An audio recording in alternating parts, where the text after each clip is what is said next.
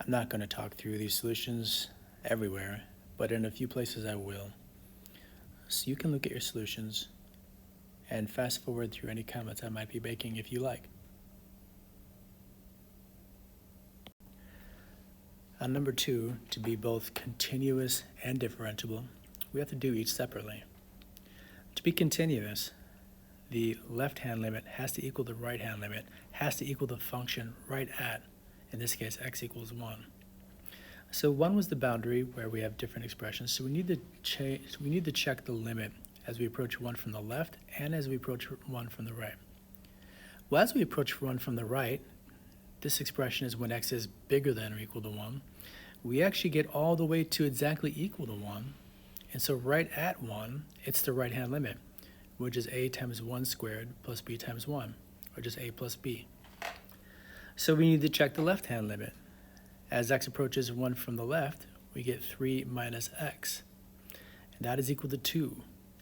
And so the left-hand limit, 2, has to be equal to the right-hand limit, which is a plus b.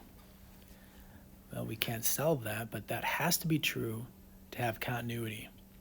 So for differentiability, we need to make sure that the left-hand derivative is equal to the right-hand derivative as we approach 1. That's why cusps and corners are not differentiable right at that corner point or that cusp, because the left-hand slope or derivative is positive and the right-hand slope is negative, so they're not differentiable at those places. So we need to make sure the left-hand and the right-hand derivatives are the same. As we approach left from x from the left, the derivative is negative 1. And as we approach x from the right, the derivative is 2ax plus b. So now we have a system. 2 equals a plus b, and 2ax plus b is equal to negative 1. And we know that the x value is 1. So when we solve the system, we find our values of a and b that make this function both continuous and differentiable.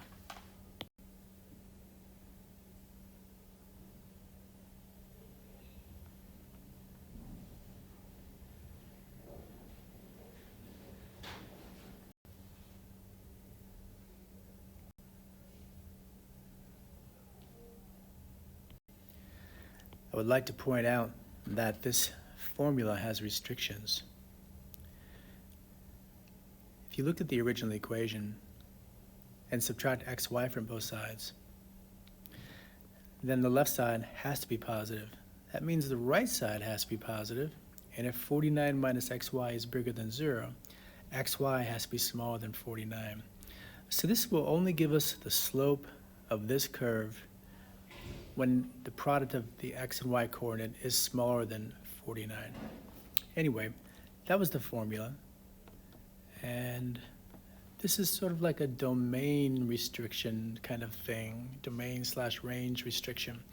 That's because if you graph this, you'll see that it kind of looks like a oval, a tilted oval. It doesn't exist everywhere. And this formula suggests you can find the slope for any value of x, but really only when the x and y coordinates satisfy this inequality. For part B, we find the points on the curve where the tangent lines are horizontal. We're going to need the slope to be 0, which means that negative 2x minus y is 0. However, if negative 2x minus y is 0, then y equals negative 2x.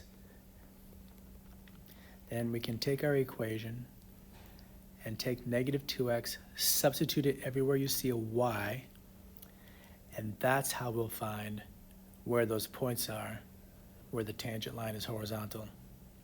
We won't actually solve for the y coordinates. That's a lot more algebra, but we'll just stop here. There were 2 different places where that was true. When x was 7 root 3 over 3, and at this point when x was a negative 7 root 3 over 3.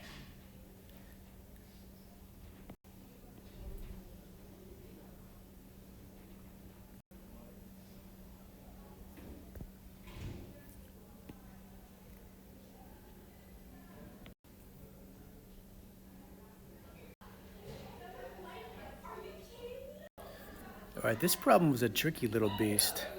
So here's the way you can make really clear sense out of it. We'll start with the function. and take the first derivative, deriving implicitly. Solve for dy dx, and it's equal to x over y. All right, so dy dx is x over y. I'm sure you got that. But we need the second derivative. So we'll take the derivative with respect to x again, and then we get the second derivative. I'm going to rewrite this divided by y as a product, to use a product rule instead.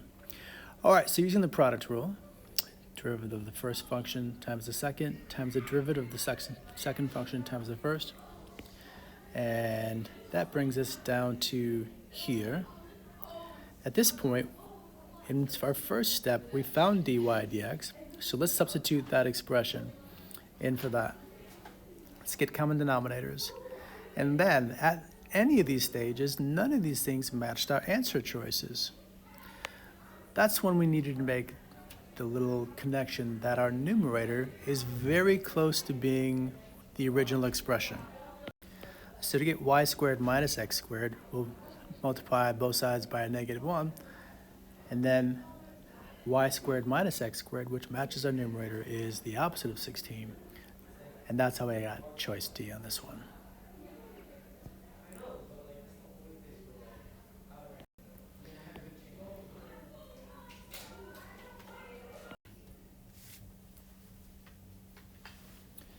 Picture your equation. Notice the two differentials are with respect to variable r and v. So in your equation, we don't really want the h there. You just want to deal with the variables that we differentiated, r and v. So what can go in h's place? 3r. All right. Then differentiate with respect to t. And we should be able to fill everything in and get our final answer. All right, number 10. I'm guessing some people got stuck on this one. It seems deceptively simple, right? We have a nice parabola, a single point outside of the parabola. What's the equation of the two tangent lines? Well, let's just take one point where there's a tangent line that intersects with 112. We know that the slope there is the first derivative, -2x. But we also know that the slope is 12 minus q over 1 minus p. The only problem is this equation has two variables. Well, that's where we have to use our function. Since y is 9 minus x squared, when the x-coordinate is p, the y-coordinate will be 9 minus the x-coordinate squared. So we can substitute 9 minus p squared in for q. So this point is really p, 9 minus p squared. So the slope formula is 12 minus the 9 minus p squared all over the 1 minus the p. And from there, we've got a quadratic equation where we can find two solutions. And when p was equal to 3, q is equal to 0. And when p is equal to -1, q is equal to 8. And there's our 2 points. But this problem actually asks for the equation of the tangent lines.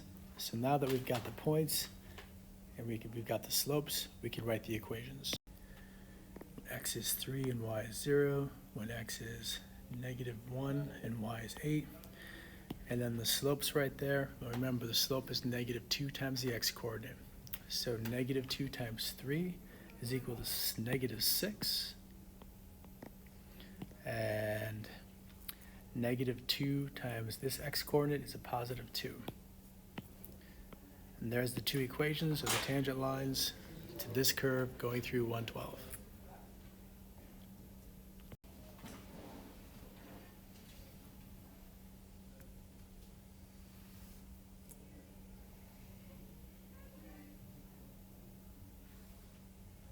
And there's the work for number 11. All right, for part B, we already knew this information from part A.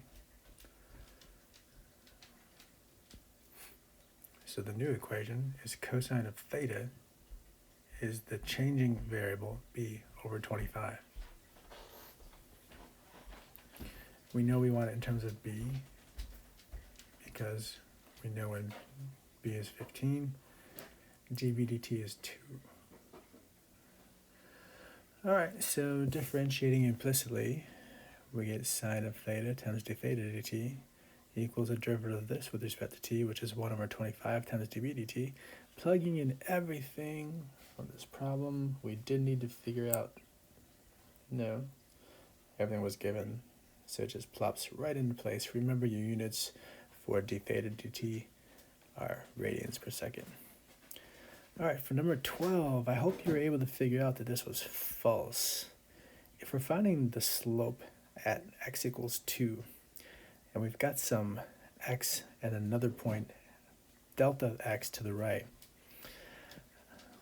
then that point would be 2 plus delta x, comma f of that value. Then we know that the slope at 2 is going to be the limit of the slope of this secant segment as this point gets closer and closer and closer, or in other words, as delta x approaches 0. So this doesn't make any sense. Delta x needs to tend towards 0, and that's why this answer is false. All right, let's take a look at number 13. We've got our 16-foot light post, our 6-foot person. The light casts a shadow. We don't know the length of the shadow, so that's always changing.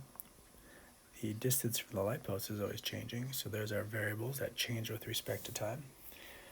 And they gave us the differential dx dt. They're getting 5 feet closer to the post every second, so the distance is getting shorter. And L is the length of the shadow. When we look at our picture, we definitely have similar triangles where the small leg to the small leg is equal to the ratio of the long leg to the large triangle's long leg. So, reducing 6/16 and cross-multiplying, distributing the 3, rewriting it this way, we have our equation. X and L are both functions of time, so when we differentiate with respect to time, we'll have to use the chain rule. 3 for the outside, dx dt for the inside. The chain rule over here. Power rule, 1 times 5 is 5, multiplied by the derivative of the inside, which is dl dt. All right, so we know that dx dt is given, -5, and we are asking for the rate at which the length of the shadow is changing when it's 10 feet from the base. But it looks like we don't even need that 10 feet for the base. When we divide both sides by 5, we get the shadow is shrinking 3 feet per second. If you're wondering, did we make a mistake? Because we want to know how fast the shadow is shrinking when we're 10 feet from the light post. And we didn't even use the 10 feet. Well, this would seem to imply that the rate that the shadow is decreasing is the same whether we're close or far away from the light post. Do you think we made a mistake? Or do you think the shadow's rate of change is constant? Well, let's see if some Desmos can shed some light on that. All right, so the man is walking closer to the light post, and this red segment in the bottom, well, that's the length of the shadow, and it's getting smaller. It seems like the rate at which it's getting smaller is a constant. It's kind of hard to tell from looking. Let's speed things up a little bit.